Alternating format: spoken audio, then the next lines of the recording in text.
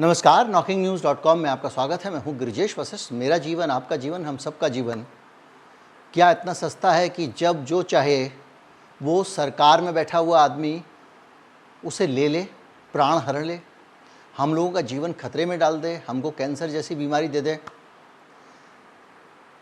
मैं इन बातों में यकीन नहीं करता हूं, लेकिन कॉन्स्पिरेसी थ्योरिस्ट ये मानते हैं कि दुनिया की कुछ बड़ी ताकतें, दुनिया के कुछ बड़े लोग आबादी कम करना चाहते हैं और इसलिए सामूहिक स्तर पर लोगों को मारने के षड्यंत्र रचते रहते हैं, तरीके निकालते रहते हैं।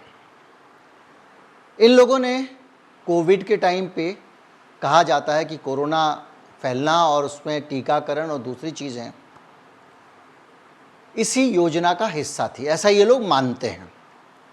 हम कॉन्स्पिरेसी थ्योरिस्ट नहीं हैं, हम इन बातों को माने ना माने, लेकिन आज ये बातें थोड़ा सा याद आ रही हैं तो मैंने इसका जिक्र कर दिया। मैं नहीं कहता कि आप इन सब पे विश्वास करिए, लेकिन कुछ चीज़ें हैं जो चिंतित तो करती हैं, और वो जो हमारे आसपास हो रहा है, कैसे हो रहा है, क्यों हो रहा है, इसको भी हम समझेंगे।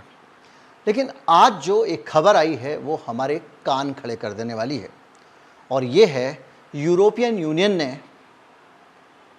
एथेनॉल पे रोक लगाने का प्रस्ताव किया है और वो इसको ख़त्म करने की तैयारी है। यानी यूरोप में जितनी भी सरकारें हैं जो यूरोपियन यूनियन के मेंबर हैं, वो हर देश, जर्मनी हो, फ्रांस हो, कोई भी हो, अब एथेनॉल का इस्तेमाल नहीं करेगा। 10 अक्टूबर को एक बैठक में एथेनॉल को ऑफिशियली जहरीला पदार्थ घोषित करने की सिफारिश की गई और इसमें बताया गया कि ये जहरीला है, इससे कैंसर होता है और गर्भावस्था संबंधी जटिलताएं होती हैं।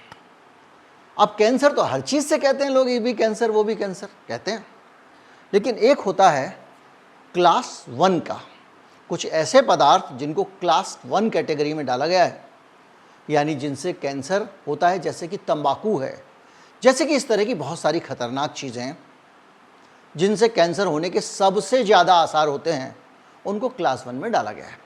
तो एथेनॉल को कैंसर होने वाले वैसे ही पदार्थों की लिस्ट में रखा गया है।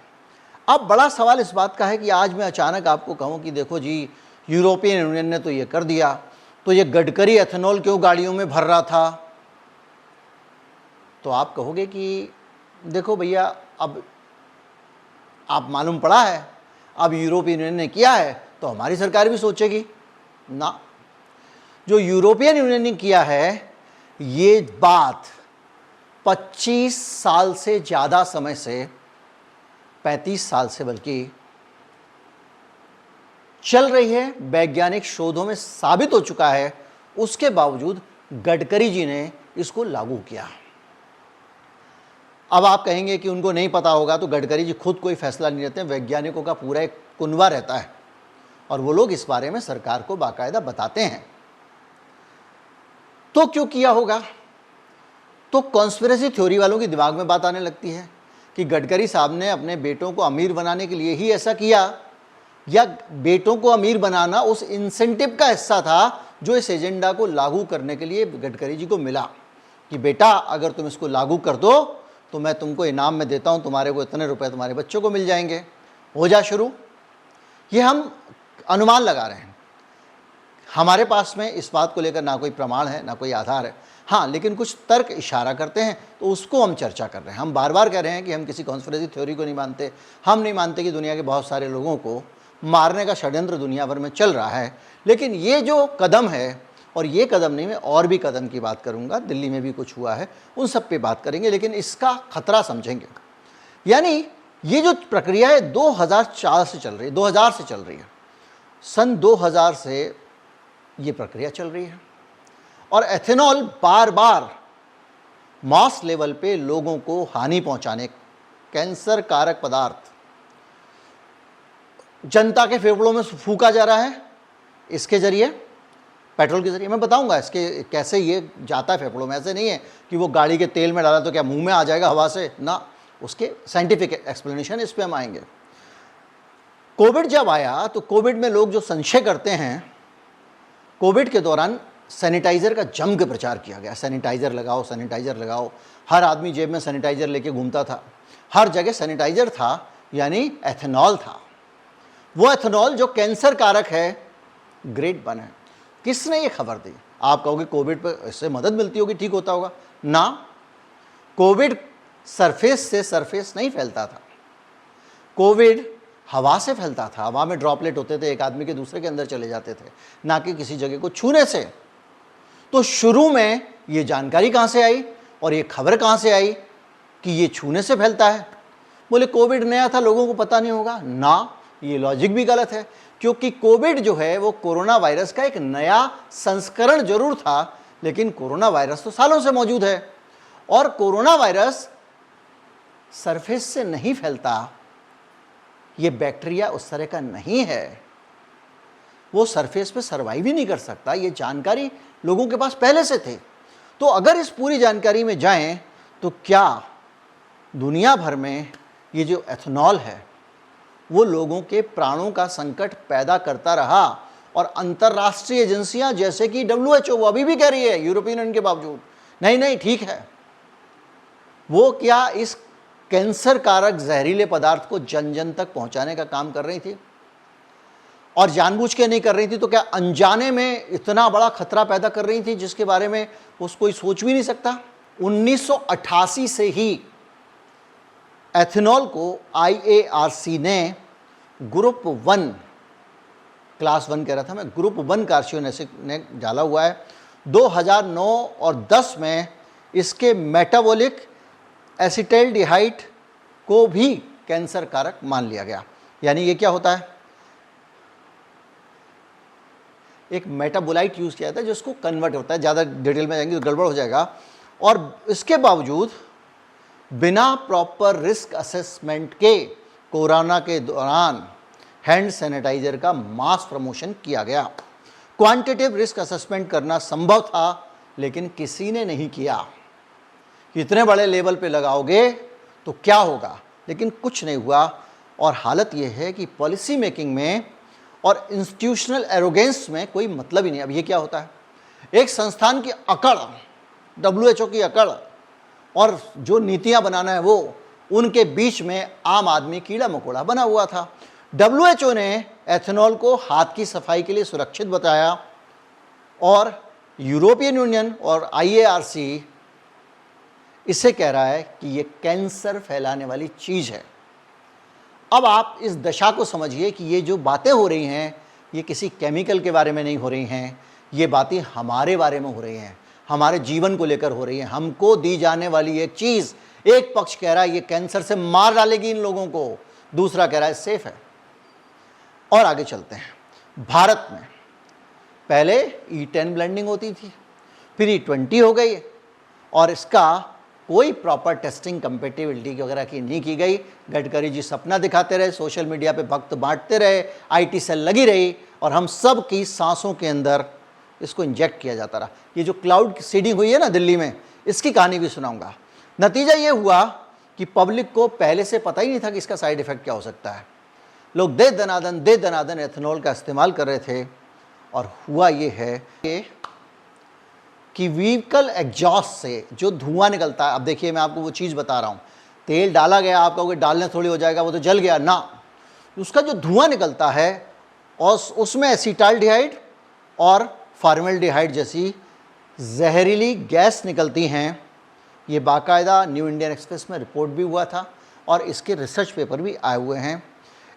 ये इंडोर एयर पॉल्यूशन को बढ़ा देता है, पेट्रोल पंप के आसपास जो लोग रहते हैं उनके घरों के अंदर। इसके साथ साथ इसके लॉन्ग टर्म हेल्थ इम्पैक्ट हैं, यानी लंबे समय के बाद लोगों के समाज के स्वास्थ्य की ऐसी तैसी करेगा जिसका कोई प्रॉपर असेसमेंट नहीं हुआ है। लेकिन सब जानते हैं कि ये दोनों जो निकलते हैं साइलेंसर से, ये दोनों पदार्थ भी ग्रुप 1 कार्सिनोजेनिक हैं, यानी कैंसर पैदा करने, सबसे ज़्यादा कैंसर पैदा करने वाले जो पदार्थों की सूची है उसमें इनको रखा गया है। आगे देखिए, हालत ये है कि अगर आप सीधे कोरोना काल पे चले जाएं तो ज़रूरत से ज़्यादा लोगों को मजबूर किया गया, उनको डराया गया, और उस डर के कारण वो लोग ये लगा रहे थे। उस वक़्त जो इसका विरोध करता था, साइंटिफिक बात करता था, उस सबको कॉन्स्पिरेसी थ्योरिस्ट घोषित करके या तो उनका मुंह बंद कर दिया गया। पूरे सोशल मीडिया पे तगड़ी सेंसरशिप थी, उनके वीडियोज़ हटाते जाते थे। मेरे तो अनगिनत वीडियो हटाए गए हैं, मेरा तो चैनल ही बंद हो गया था कुछ समय के लिए, और ये लगातार चलता रहा। मैं ये नहीं कह रहा हूँ कि, मैं केवल तथ्य रख रहा हूँ। हालत ये है कि एक मास लेवल पे क्या करोगे? कोई सरकार अगर उससे डिफर करती है तो उसकी कोई नहीं सुनेगा, कोई वैज्ञानिक डिफर करता है तो उसकी कोई नहीं सुन रहा था। वो एक आ गया कमांड बिल गेट्स का, उस पे सबको चलना है। WHO का आ गया, उस पर सबको चलना है। सब गुलाम थे। अब तो ये कानून बना रहा है WHO, जिसमें जब अगली बार ऐसा मौका है तो सरकारों के लिए भी कोई स्कोप मत छोड़ो। आपको याद होगा तंजानिया का रॉबर्ट मुगाफे राष्ट्रपति था, रॉबर्ट मागुफली। क्या हुआ था? उसने जानवरों में, सब्जियों में कोरोना पॉजिटिव बता दिया था, बाद में मारा गया। वो कैसे मारा गया उसको लेकर बहुत विवाद हुआ। उसको किसी ने कहा भारत में इलाज हुआ गुपचुप तरीके से, हमको कुछ नहीं पता, ना हम कोई रिमार्क इस पर देते हैं। बहरहाल ये जो दशा आप देख रहे हैं ये बेहद खतरनाक दशा है। हम लोग बाकायदा एक ऐसे समाज में जी रहे हैं जिसकी हवा में जहरीला कैंसर पैदा करने वाला पदार्थ घोला जा रहा है। 1988 से ये बात पता है, 2000 से यूरोपियन यूनियन के अंदर इस पर डिस्कशन चल रहा है बैन करने के लिए, और कुछ ना कुछ ताकतें इसको दबाती चली आ रही हैं। 25 साल बाद यूरोपियन यूनियन इस फैसले पर पहुंच पाया है। अब अगर आप थोड़ा सा सोचें, अमेरिका में रिजीम बदल गया है, और वो जो लोग जो सब चीज़ों को डॉक्टर फाउची से लेके बिल गेट्स से लेके पुश किया करते थे, वो पावर से बाहर हैं। इसलिए यूरोपियन यूनियन को शायद ये करने का मौका मिला है, वरना 25 साल से ये काम टल रहा था एथेनॉल पर रोक लगाने वाला। और जब एथेनॉल पूरी तरह से हमारे यहाँ पर फैलाया जा रहा है तो ये टॉक्सिक एमिशन बढ़ने की बात है। कोई ये कहे गडकरी जी को पता नहीं था, तो एक और रिसर्च सुनिए। फोर्ड मोटर कंपनी ने एक कम्प्रिहेंसिव स्टडी की जिसमें बताया गया कि एथेनॉल ब्लेंडिंग खतरनाक एमिशन बढ़ाती है। मैथ.प्रिंसटन में ये खबर प्रकाशित हुई है। एसिटिल्डिहाइड के बारे में कहा जाता है कि E20 फ्यूल में 3 गुना ज़्यादा होता है, और ये IARC का ग्रुप 1 कार्सियोजेनिक है। यानी जो सिगरेट तंबाकू है उतना ही कैंसर ये कुआं पैदा करता है। आपके पास ऑप्शन नहीं है, आप घर में बैठे हो तब भी आपकी सांस में घुस जाएगा, क्योंकि गडकरी जी ने एथेनॉल मिलवा दिया पेट्रोल की गाड़ी में और उसका धुआं जहर फैला रहा है। मैं नहीं कह रहा हूँ, फोर्ड की स्टडी है, ऑटोमोबाइल जाइंट। मैं नहीं कह रहा हूँ, अंतर्राष्ट्रीय संस्थाएं कह रही हैं। IARC कह रहा है कि ये ग्रुप 1 कार्सियोजेनिक है। अगर बात गलत हो मैं सजा भुगतने को तैयार हूँ। फोर्ड स्टडी में देखा गया कि एथेनॉल कंटेंट बढ़ने पर एसिटाल्डिहाइड अलार्मिंगली बढ़ जाता है, तेजी से बढ़ता है। क्या हुआ भैया? 10% मिला रहे थे, गडकरी जी ने उसको 20% कर दिया, और 20% करने के बाद, और 20% भी समय से पहला कर दिया। ऐसी भी क्या जल्दी थी गडकरी साहब, कुछ रिजल्ट आने देते, लॉन्ग टर्म हेल्थ इंपैक्ट देख लेते। अब शक उठता है कि पूरी दुनिया में एथेनॉल कैंसर कैसी खतरनाक बीमारी फैला रहा है, और उसका अधिक से अधिक उपयोग करने के लिए सरकारी व्यवस्थाएं फोर्स कर रही हैं, चाहे वो दुनिया की सरकार हो, यूरोप की हो, अमेरिका की हो या भारत की हो। रगड़ो भैया, क्या सैनिटाइजर? अरे भैया सैनिटाइजर का तुमने हमको समझाया कि किसी ने खांस दिया, कहीं पे कोई चीज़ है उसके ऊपर गिर गए ड्रॉपलेट खांसी के, आपने छू लिया, आपके हाथ से आपके अंदर कोरोना आ जाएगा। आपने ये डराया समझाया, इसलिए मैंने एथेनॉल लगाया। ये डर पैदा किया गया इंटरनेशनली। क्यों किया गया? क्या आप हमको डरा के ये कहना चाहते थे कि एथेनॉल अंदर ले, और उसके बावजूद लोग बच गए, तो आप धुआं में मिलवा रहे हो? कौन है इसके पीछे? कौन सी एथेनॉल लॉबी दुनिया की है? इसको हमको समझना पड़ेगा, और वो कौन लोग हैं, उनकी क्या खुशी है। फॉर्मेल्डिहाइड के बारे में, ये भी ग्रुप 1 कार्सियोजेनिक है। जिन लोगों ने बायोलॉजी पढ़ी है वो अच्छी तरह से जानते हैं वो किस काम आता है। मैं उसके बारे में ज़्यादा कुछ नहीं कहूँगा, क्योंकि वो एक ऐसा पदार्थ है जो यहाँ पर सीख के कोई उसका गलत इस्तेमाल कर सकता है।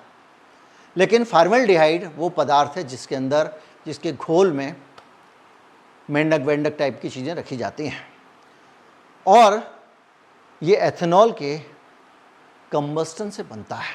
जब उसको जलाया जाता है तो उससे बनता है। E55 और E80 में इसका बहुत हाई लेवल होता है, एथेनॉल 55, एथेनॉल 80 में।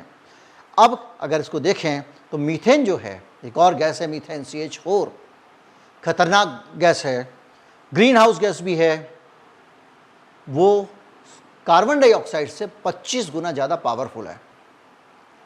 अब तो आप प्रदूषण खत्म करने के लिए बोल रहे थे ना, एथेनॉल काम कर रहा है। और हालत यह है कि मीथेन इस एसिटल्डिहाइड के डिकम्पोजिशन से बनती है और ये इसका जो कैटलिज्म होता है, इसको मिला के इसके प्रोसेसिंग में ये बनती है। और हालत ये है कि 15% इंक्रीज देखा गया है E80 में। अब आप देखें तो सीधे सीधे प्योर पेट्रोल वर्सेस E20 और E80 की तुलना करते हैं हम। जो एसिटाइलडिहाइड का एमिशन होता है, बाहर निकलता है, वो 3 गुना हो जाता है प्योर पेट्रोल के मुकाबले। फॉर्मल्डिहाइड जो है वो खतरनाक तरीके से बढ़ जाता है और NOx 50% इंक्रीज हो जाती है, नाइट्रोजन। ये एक अच्छी चीज़ है खैर। और इसके साथ साथ कार्बन डाइऑक्साइड उतनी ही निकलती रहती है, यानी कोई अंतर नहीं पड़ता है। अब मैं ज़्यादा डिटेल में जाऊंगा तो आप कहोगे यार ये फिजिक्स केमिस्ट्री का क्लास हो गया, तो मैं आगे बढ़ जाता हूँ। और अब हम आते हैं दिल्ली को लेकर। दिल्ली में एक हल्ला किया गया कि क्लाउड सीडिंग होने वाली है। एक तो नई सरकार दिल्ली की जो आई है वो पहले वाली से भी ज़्यादा तमाशेबाज है, तरह तरह के तमाशे।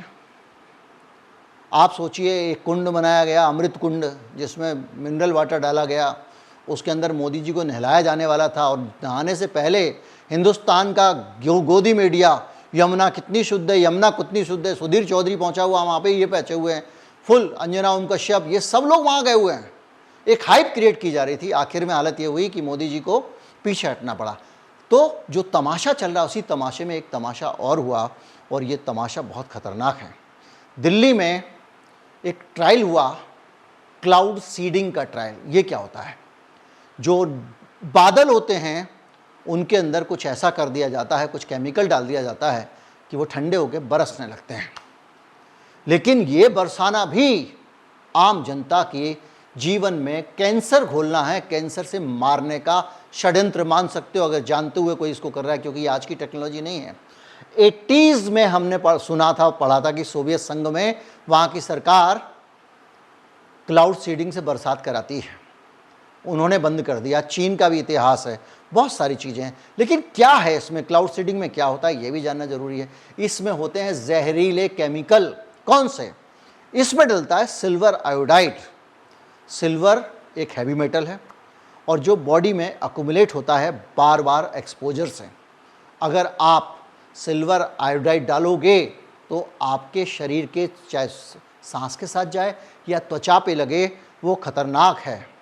सांस के लिए लंग इरिटेंट है और ब्रीदिंग डिफ़िकल्टीज करता है, स्किन को डैमेज करता है, क्योंकि ये कॉन्टैक्ट डर्मेटाइटिस पैदा करता है। इसके साथ साथ अस्थमा भी इससे बिगड़ जाता है और बाकायदा इसके साइंटिफिक एविडेंस हैं। कोई भी बात मैं बगैर प्रमाण के नहीं बोलता हूँ। स्पेनिश रिसर्चर्स की 2016 की स्टडी है कि सिल्वर आयोडाइड एक्सपोजर से, ये साइंस डायरेक्ट में छपी है भैया, सोयल बैक्टीरिया की 80% वायबिलिटी डिक्रीज हो गई।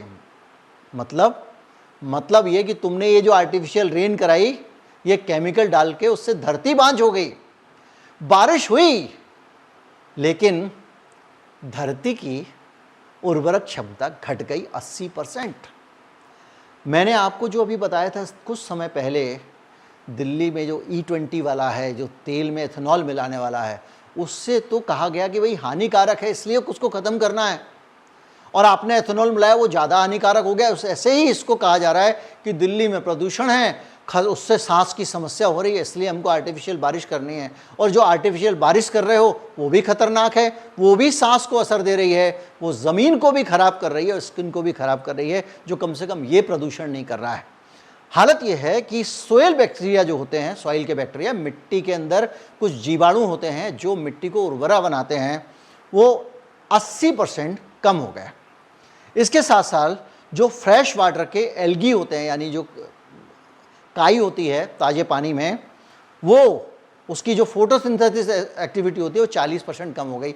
सरल तरीके से समझें, हरी जो होती है काई, वो प्रकाश की मदद से फोटोसिंथेसिस करती है, जिसके कारण पानी में ऑक्सीजन आता है, वो भोजन बनाती है अपने लिए, और वो एक्टिविटी 40% कम हो जाती है। और इसके साथ साथ एक्वेटिक ऑर्गेनिज्म और बहुत सारे टेरेस्ट्रियल ऑर्गेनिज्म को लेकर ये बहुत मामला थोड़ा टेक्निकल हो गया कुल मिला के, नहीं तो मैं आपका बिल्कुल ख्याल रख रहा हूँ इसलिए बार बार आगे बढ़ जा रहा हूँ, लेकिन कुल मिला के ये बैक्टीरिया वगैरह के लिए खतरनाक है।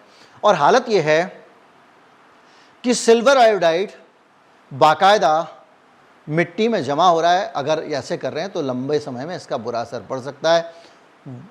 अगर ये पानी की वाटर बॉडी बारिश के साथ आ रहा है तो जो तालाब वगैरह में भी इकट्ठा हो सकता है बहुत सारी, और फूड चेन में ये घुस सकता है तो इंसान के अंदर जा सकता है, क्योंकि उसी पानी से सिंचाई होगी, और ये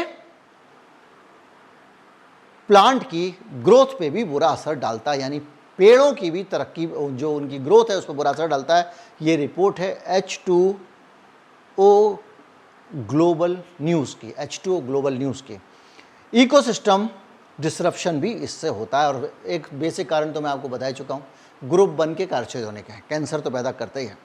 और इसके कारण और भी बहुत सारी चीज़ें हैं। चीन में जब उन्होंने क्लाउड सीडिंग की तो आसपास के बहुत सारे गांव में सूखा पड़ गया, बहुत सारी चीज़ UAE में किया तो वहाँ पर बाढ़ आ गई, इसलिए ये इसको बहुत अच्छा नहीं माना जाता। लेकिन उन सब चीज़ों को छोड़ दो, यहाँ तो खैर कामयाबी नहीं हुई इनकी, अच्छा ही हुआ, लेकिन उन्होंने जो केमिकल डाले हवाई जहाज़ से वो अच्छे नहीं थे। तो क्या ये केमिकल भी लोगों को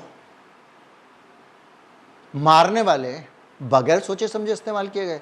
मैं बार बार ये कह रहा हूँ कि जो लोग सामाजिक स्तर पे चीज़ों को लागू करते हैं, चाहे सैनिटाइज़र करो, चाहे कुछ करो, चाहे वो एथेनॉल करो गाड़ी के अंदर, उनको ये नहीं असेसमेंट करना चाहिए कि इससे आम लोग मर जाएंगे। अब मैं आपसे एक बात कहता हूँ कि कैंसर के आंकड़े का मैंने जिक्र किया, मैं बहुत सारी चीज़ों में जाऊँगा, इसमें तो बहुत मेरे पास डाटा बहुत ज़्यादा है, तो मैं कैंसर पे आ जाता हूँ सीधे। कैंसर को लेकर कितने केसेस बढ़े, क्या इसकी कोई स्टडी है? इसको भी हम समझते हैं। कैंसर को लेकर कोविड के दौरान, जिस दौरान बहुत ज़्यादा सैनिटाइज़र इस्तेमाल किया गया था, कुछ आंकड़े आए हैं और वो कहते हैं कि इसमें बहुत सारा हालांकि डाटा बहुत कंट्राडिक्टरी, क्योंकि इसमें वाइड स्टडी नहीं हुई है, ज़्यादा चीज़ें निकाली नहीं गई हैं, लेकिन अमेरिका का डाटा कहता है कि ओवरऑल 6.7% कैंसर अमेरिका में बढ़ गया था, और ये साइंस डायरेक्ट की रिपोर्ट है। इटली की स्टडी कहती है, और बहुत चिंता करने वाली है, कि कंपानिया इलाके में कैंसर इंसिडेंट जो हैं 14 से 23 पर 1000 बढ़ गए, यानी 14 थे, 23 लोग 1000 में कैंसर का शिकार होने लग गए। अमेरिका का डाटा मैं आपको बता ही चुका हूँ, इसके साथ साथ और सारे एस्टीमेट भी हैं। 500 मिलियन लोगों में एक्सेसिव सैनिटाइजर यूज़ किया गया। यूजेज का पैटर्न कहता है कि एवरेज 15 से 20 बार एक आदमी ने 2 साल में डेली इस्तेमाल किया। खैर, इसको यहीं छोड़ देते हैं। कुल मिला के पेशेंट का जो एक एट्रीब्यूशन है वो कहता है कि एथेनॉल के डायरेक्ट एक्सपोजर से एक अनुमान है कि स्किन कैंसर के 500 से 2000 केस बने। ओरल कैविटी से जुड़े हुए यानी गालवाल का कैंसर 300 से 1500 बने, और दूसरे कैंसर 200 से 6500 बने। अब ये वीडियो हमें सोचने को मजबूर करता है कि क्या हमारे नीति नियंता बगैर होमवर्क, बगैर तैयारी और बगैर दूरगामी परिणामों को सोचे चीज़ें लागू कर देते हैं, या उनकी नीयत कुछ और है।